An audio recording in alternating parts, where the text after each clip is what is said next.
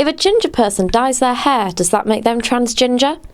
That was the joke on this sign outside Preston's tattoo parlour Studio 81 before it faced backlash. UCLan student Sky Bagshaw felt that the joke was blatantly transphobic and said it was in bad taste to joke about personal characteristics.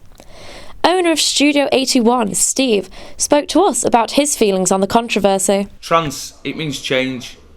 We put trans and ginger together and it's come up with that. It's a joke. People need to just get on with it and have a laugh.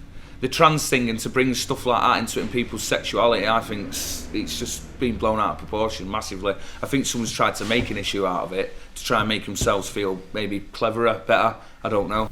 Staff at the studio, which is full of little jokes and quotes, disagreed with the accusations of transphobia, saying it was simply a funny play on words. One of the main artists, Vitaly Yaramenko, also felt the reaction was uncalled for. I don't think so. It's anything offensive. Many people probably find it offensive, but there's nothing like that. They're just little jokes, you know, and nothing like that. Steve feels that little jokes like the one on their sign bring people together and make people want to come into their studio. However, UCLan student Sky Bagshaw feels that the sign adds to a long cycle of mocking people for personal attributes. We spoke to her about why she was upset. I tried to be assertive but polite because I was just asking about the sign because I didn't really understand why the sign was there, because it's not even a hairdresser's. So I could kind of understand why there might be a hairdresser topic if it was a hairdresser's, but it's a piercing and tattoo parlour, so I didn't understand that either.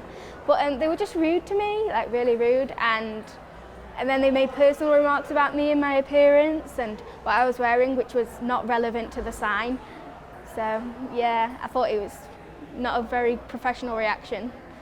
I think it mocks people who aren't cis-identifying, and I think it's a very serious issue, and for minority groups who are used to being marginalised, it would seem like bullying and discrimination, and if you're really used to that, then it could just trigger a really upsetting response to somebody. The message from UCLan Student Union is clear.